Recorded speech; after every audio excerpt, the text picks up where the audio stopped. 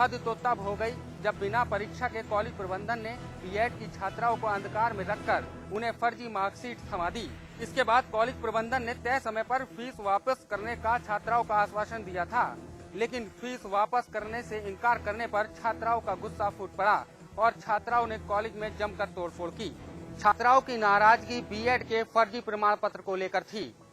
College प्रबंधन अब चाहे लाख दावे करे, लेकिन छात्राओं के भविष्य को लेकर प्रबंधन के पास कोई जवाब नहीं है। प्रदेश के पब्लिक स्कूलों में इन दिनों शिक्षा का अधिकार अधिनियम का जमकर माहौल उड़ाया जा रहा है, लेकिन शिक्षा महकमा ही है जो आरटीई के मानकों का पालन कराने में नाकाम साबित हो रहा है। अपनी मनमानी के चलते शिक्षा का अधिकार अधिनियम का पालन कराने में पब्लिक स्कूल मानो जैसे अपनी तौहीन समझ रहे हों। राजधानी दून के तमाम पब्लिक स्कूलों के खिलाफ इन दिनों एनएसयूआई ने अभियान छेड़ा हुआ है। छात्रों ने आज दून के एक पब्लिक स्कूल में तालाबंदी कर जमकर स्कूल प्रशासन के खिलाफ नारेबाजी की। छात्रों ने स्कूल प्रबंधन पर आरोप लगाते हुए कहा कि स्कूल प्रशासन अभिभावकों का शोषण करने का काम कर रहा है, जिसे छात्र कभी बर्दाश्त नहीं करेंगे। छात्रों का हंगामा बढ़ता देख मौके पर भारी पुलिस बल भी तैनात किया गया, जिसके बाद भी छात्र स्कूल के गेट पर डटे रहे और अपनी मांगों को लेकर स्कूल प्रशासन के खिलाफ नारेबाजी करते रहे। हालांकि सिटी मजिस्ट्रेट के आश्वासन के बाद छात्रों ने स्कूल का गेट खोल दिया। सिटी मजिस्ट्रेट हरक सिंह रावत भी स्कूल का बचाव करते नजर आए और उन्होंने कहा कि चुनाव होने के चलते ऐसे स्कूलों पर कार्रवाई नहीं हो पा रही है। वहीं छात्रों ने कहा कि स्कूल प्रशासन छात्रों के भविष्य के साथ खिलवाड़ कर रहा है, जिसे एनएसयूआई छात्र कभी बर्दाश्त नहीं करेंगे। स्कूलों की मनमानी से जहां एक ओर अभिभावकों को दिक्कतों का सामना करना पड़ता है, वहीं दूसरी ओर इससे छात्रों की पढ़ाई भी बाधित हो रही है। गोमुख से लेकर उत्तरकाशी के क्षेत्र को इको सेंसिटिव जोन करने के बाद अब लड़ाई और बढ़ गई है, क्योंकि आम जनता का कहना है कि इको सेंसिटिव जोन होने के बाद से जनता के व्यावहारिक और रोजाना के कार्यों में भी दिक्कतें आना लाजमी हैं। केंद्र सरकार द्वारा गोमुख से लेकर उत्तरकाशी तक के क्षेत्र को इको सेंसिटिव जोन बनाए जाने का नोटिफिकेशन जारी कर दिया गया है, जिसके चलते अब इस क्षेत्र में कई विकास कार्य बाधित होने की संभावना बढ़ गई है। न नदियों में खनन किया जा सकेगा और न ही जल विद्युत परियोजना बनाई जा सकेंगी। वहीं आम जनता भी अपने छोटे मोटे कामों को कराने के लिए मंजूरियां लेनी होगी। ऐसे में प्रदेश के मुख्यमंत्री विजय बहुगुणा ने केंद्र द्वारा किए गए इस फैसले का विरोध किया है। सीएम के अनुसार इस तरह के फैसले से क्षेत्र का विकास अवरुद्ध हो जाएगा और उनके अनुसार कैबिनेट और विधानसभा द्वारा प्रस्ताव पारित करके केंद्र को भेजा गया था, लेकिन उनकी सुनवाई नहीं हुई है। उनके अनुसार जल्द ही इस मसले पर केंद्र के नेताओं से बात करेंगे और रास्ता निकाला जाएगा। पर्यावरण के मसले में उत्तराखंड में विकास कार्य पहले से ही अधर में लटके हैं, लेकिन अब गोमुख से उत्तरकाशी के क्षेत्र को इको सेंसिटिव जोन कर देने के बाद आम जनता के लिए विकास के दरवाजे भी बंद होते नजर आ रहे हैं। ऐसे में केंद्र सरकार को पहल दिखानी होगी और कोई न कोई बीच का रास्ता निकालना जरूर होगा। सहारनपुर के देवबंद स्थित नर्सिंग होम पर उस समय बवाल मच गया जब एक एक्सपायर इंजेक्शन लगाने से बच्चे की मौत हो गई। दरअसल बबलू नामक किसान के 2 साल के बेटे कार्तिक का इस नर्सिंग होम में निमोनिया का उपचार चल रहा था। परिजनों की माने तो आज दोपहर चिकित्सक ने डेक्सोन नाम का एक्सपायरी डेट का इंजेक्शन लगा दिया, जिसके बाद बच्चे की हालत तेजी से बिगड़ने लगी और उसकी मौत हो गई। उसके बाद गुस्साए परिजनों ने नर्सिंग होम में बवाल मचा दिया। उधर चिकित्सक समेत नर्सिंग होम का सारा स्टाफ मौके से फरार हो गया है। अपरिजन चिकित्सक के खिलाफ कार्रवाई की मांग को लेकर डटे हुए हैं। ये तो डॉक्टर को धरती पर भगवान का रूप कहा जाता है, लेकिन एक डॉक्टर की लापरवाही ने न सिर्फ मासूम बच्चे की जान ले ली, बल्कि उसके माँ बाप को जीवन भर खत्म न होने वाला दर्द भी दे दिया। इलाहाबाद के झूसी थाना क्षेत्र में ड्रग्स एंड कंट्रोल डिपार्टमेंट ने कई मेडिकल स्टोर पर छापेमारी करके जय बजरंग मेडिकल स्टोर से भारी मात्रा में नकली दवाएं बरामद की। खाद्य एवं औषधि नियंत्रण विभाग की टीम ने झूसी क्षेत्र में छापेमारी कर बड़ी मात्रा में एक्सपायरी और नकली दवाओं का जखीरा बरामद किया। यह दवा झूसी बाजार के जय बजरंग मेडिकल स्टोर से जब्त किया गया। मौके से एक शख्स को भी गिरफ्तार किया गया है। खाद्य एवं औषधि नियंत्रण विभाग की टीम द्वारा मारे गए छापे से वहां पर हड़कंप मच गया और सभी दवा विक्रेता दुकान बनकर भाग खड़े हुए। खाद्य एवं औषधि नियंत्रण विभाग के आला अधिकारियों का कहना है कि शिकायत मिलने पर ये छापेमारी की गई है। झूसी क्षेत्र में अवैध रूप से मेडिकल स्टोर खोलकर दवाएं बेची जा रही थी, इसकी शिकायत पर छापेमारी की गई है। इसके तहत एक शख्स को गिरफ्तार कर लिया गया है। कुमाऊं मंडल में बिजली संकट और गहरा सकता है, क्योंकि काशीपुर से निकाले गए 9 विद्युत संविदा कर्मचारियों की बहाली के लिए कुमाऊं मंडल के 700 से अधिक विद्युत संविदा कर्मचारी अनिश्चितकालीन हड़ताल पर चले गए हैं। कुमाऊं के मुख्य अभियंता कार्यालय परिसर में नारे लगाते ये विद्युत संविदा कर्मचारी सोमवार से अनिश्चितकालीन हड़ताल पर चले गए हैं। दरअसल मामला काशीपुर से जुड़ा है। जहां 22 मार्च को करंट लगने से एक व्यक्ति की मौत हो गई थी, जिस पर निगम कर्मचारियों और संविदा कर्मचारियों के बीच विवाद हो गया था, जिसके बाद उत्तराखंड पावर कॉर्पोरेशन निगम ने इस मामले में 9 संविदा कर्मचारियों के ऊपर मुकदमा दर्ज करवाकर उन्हें निकाल दिया था, जिसकी बहाली की मांग को लेकर कुमाऊं मंडल के सैकड़ों विद्युत संविदा कर्मचारी अनिश्चितकालीन हड़ताल पर चले गए हैं। कर्मचारियों का कहना है कि उन पर झूठे मुकदमे लगाकर पावर कॉर्पोरेशन निगम अपनी मनमानी कर रहा है। कर्मचारियों ने चेतावनी देते हुए कहा कि जब तक 9 विद्युत संविदा कर्मचारियों की बहाली और उन पर लगे झूठे मुकदमे वापस नहीं किए जाते, तब तक वो टूल डाउन कर कार्य बहिष्कार में ही रहेंगे। हड़ताल पर बैठे कर्मचारियों का कहना है कि अगर जल्द उनकी मांगे नहीं मानी गई तो वो देहरादून जाकर ऊर्जा विभाग में घेराव कर प्रदर्शन करेंगे। ऑस्ट्रेलिया के पूर्व खिलाड़ी मैथ्यू हेडन ने सचिन तेंदुलकर को भारत का सर डॉन ब्रैडमैन करार दिया है। हेडन ने कहा है कि वो आने वाले वक्त में सचिन पर किताब लिख सकते हैं और फिल्म बना सकते हैं। सचिन ने भारत के क्रिकेट को नई ऊंचाइयां दी है। सचिन ने डोमेस्टिक और विदेशी सरजमी पर कई सीरीज जिताने में अहम भूमिका निभाई है। वो भारत के सबसे बेहतरीन खिलाड़ी हैं और सचिन भारत के लिए सर डॉन ब्रैडमैन हैं। साथ ही हेडन ने कहा कि सचिन अब क्रिकेटर नहीं है बल्कि क्रिकेटर से पढ़कर हैं। वहीं हेडन ने कहा है कि वो सचिन को ऑल टाइम महानतम खिलाड़ियों की सूची में हमेशा ऊपर रखेंगे। IPL 6 में लगातार 6 हार के बाद जीत का खाता खोलने वाली दिल्ली डेयरडेविल्स की टीम ने मुंबई के खिलाफ मिली जीत का श्रेय वेस्टइंडीज के पूर्व बल्लेबाज विवियन रिचर्ड्स को दिया है। विवियन रिचर्ड्स के टीम से जुड़ने के बाद IPL 6 में अपनी पहली जीत दर्ज करने के साथ ही वीरेंद्र सहवाग ने भी मुंबई इंडियंस पर दमदार जीत का श्रेय वेस्टइंडीज के इस महान बल्लेबाज को दिया। सहवाग ने कहा कि रिचर्ड्स की सलाह के बाद उन्हें लगा कि वो अच्छी फॉर्म में है। विवियन रिचर्ड्स ने झांसा देने के बारे में बात की थी और कहा था कि यदि बल्लेबाज अंदर से डर रहा हो तो उसे दिखाना चाहिए कि वो आत्मविश्वास से भरा हुआ है। मुंबई पर मिली धमाकेदार जीत के साथ ही विस्फोटक बल्लेबाज वीरेंद्र सहवाग अपनी लय में लौट आए हैं। अब देखना होगा कि सहवाग की ये लय कब तक बरकरार रहती है।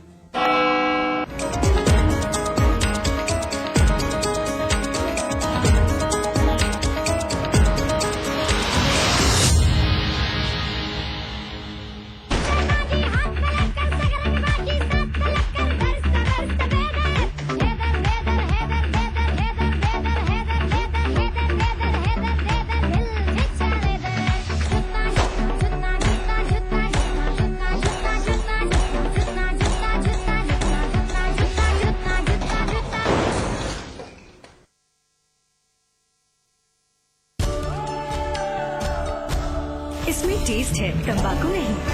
आप भी आजमाइए रजनीगंधा। रजनीगंधा आज ली क्या? एंड देन इंटरेस्टिंगली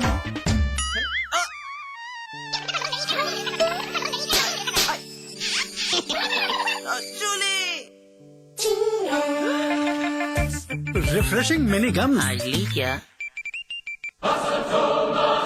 हमारे साथ अमिताभ अग्निहोत्री वरिष्ठ पत्रकार मौजूद है। तो पहली बार मायावती ने जब प्रेस कॉन्फ्रेंस की, जो लगाम है देश के लगभग सभी बड़े न्यूज चैनलों पर नजर आने वाला एक जाना पहचाना चेहरा, जिसे जनता ने भी अपना प्रवक्ता माना, जिसके बिना अधूरी है हर बहस, हर चर्चा। देखिए अमिताभ अग्निहोत्री को अब सिर्फ समाचार प्लस पर। खबर वही जो हमने कही।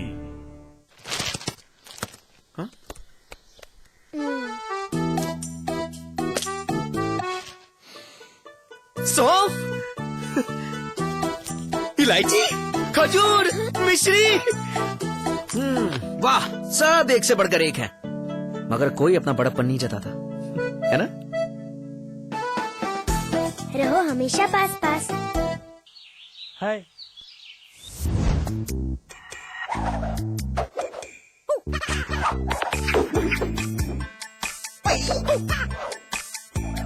कितनी भी कोशिश कर लो, पानी तो इंटरेस्टिंग नहीं हो सकता।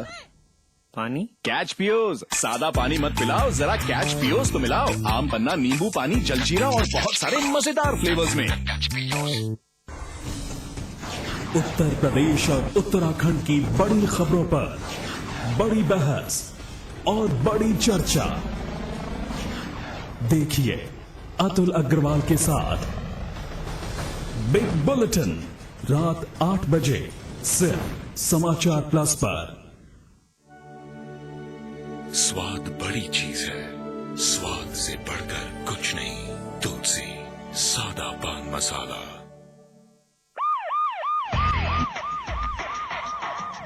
एक क्राइम रिपोर्टर जो जुर्म की दुनिया पर बरपाता है कहर,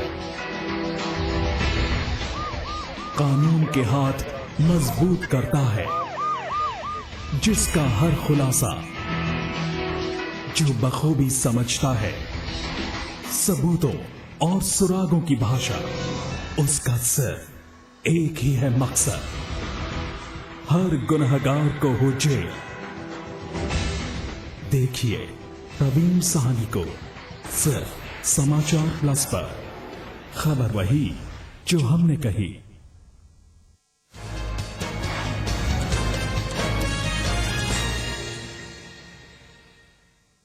स्वागत है आप सभी का। आप देख रहे हैं फाइनल रिपोर्ट और आपके साथ मैं हूं नितिशा बंसल। बुलेटिन में सबसे पहले नजर इस वक्त की सुर्खियों पर।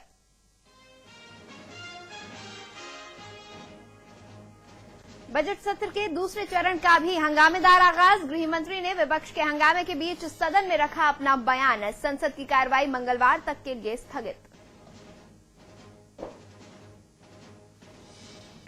बीएसपी पर फिर बरसे आजम खान। सूबे की अव्यवस्थाओं के लिए माया सरकार को बताया जिम्मेदार। गुड़िया रेप केस को लेकर केंद्र पर भी साधा निशाना। सिलसिलेवार रेप की वारदातों से शर्मसार हुआ उत्तर प्रदेश। वाराणसी और देवरिया में मासूमों के साथ दुष्कर्म। ग्रेटर नोएडा में भी विकलांग महिला के साथ गैंगरेप।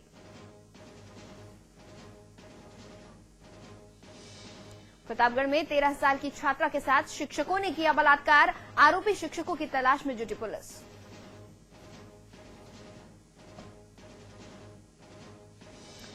शशि हत्याकांड में पूर्व विधायक आनंद सेन को हाईकोर्ट से मिली राहत। सहयोगी सीमा भी हत्या के आरोपों से बरी। अपहरण के मामले में ड्राइवर को 10 साल की सजा। कुंडा मामले में जेल में बंद राजा भैया के करीबी गुड्डू सिंह की कई नेताओं से हुई बात। फोन टैपिंग में हुआ बड़ा खुलासा। जेल अधिकारियों पर गिर सकती है गाज। बिजनौर में कलयुगी बाप की करतूत। पैसों के लिए बेटी को बेचने का आरोप, लेकिन आरोपी के खिलाफ नहीं हुई कोई कार्रवाई।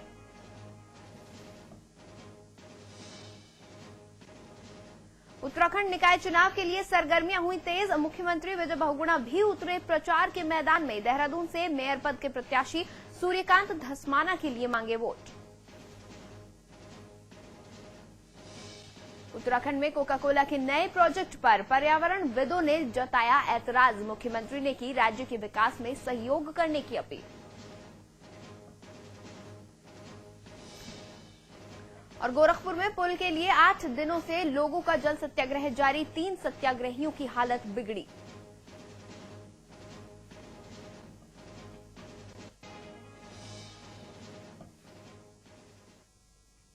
दिल्ली में गुड़िया के साथ हुए रेप से पूरे देश में गुस्सा है। लोग न्याय के लिए अपनी आवाज बुलंद कर रहे हैं, लेकिन देश के गृह मंत्री को शायद इन विरोधों से कोई सरोकार नहीं है, तभी तो उन्होंने बयान भी दिया तो बेतुका। दूसरी तरफ कमिश्नर साहब भी सामने आए तो जिम्मेदारियों पर पर्दादारी करते दिखे। 3 बेटियों के पिता की बेचारगी पिछले दिसंबर से भी ज्यादा दिख रही है, लेकिन आंखों में न सोच है, न पछतावा है, न संकोच है, न लोच है। ये इस कदर पस्त हैं कि तटस्थ है। सदन में अपनी बेचारगी का पन्ना लेकर पहुंचे थे शिंदे साहब, लेकिन शोर के समंदर में शब्द डूब गए। जो आवाज निकली उसे सिर्फ शिंदे साहब ही सुन सके।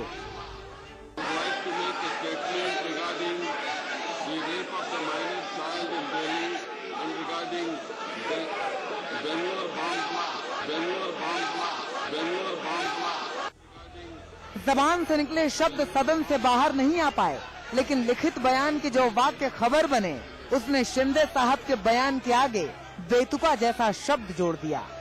अपने लिखित बयान में शिंदे साहब ने कहा है कि रेप तो भारत में होते हैं, सिर्फ दिल्ली में नहीं। वाह शिंदे साहब, आपने बड़े बड़े दावे 4 महीने पहले भी किए थे। आपने ही भरोसा दिलाया था कि दिल्ली का दिल अब ऐसी वारदातों से छलनी नहीं होगा। भोली तो जनता है जो वादे की तासीर नहीं समझती। उसे समझना चाहिए कि नेताओं के वो वादे ही क्या जो पूरे हो जाएं। शिंदे साहब के बाद शहर के सबसे बड़े कोतवाल हाजिर हुए, साथ में लाए थे जिम्मेदारियों पर पर्देदारी के अचूक नुस्खे। सवाल किया गया था कि इस दुर्दांत घटना पर क्या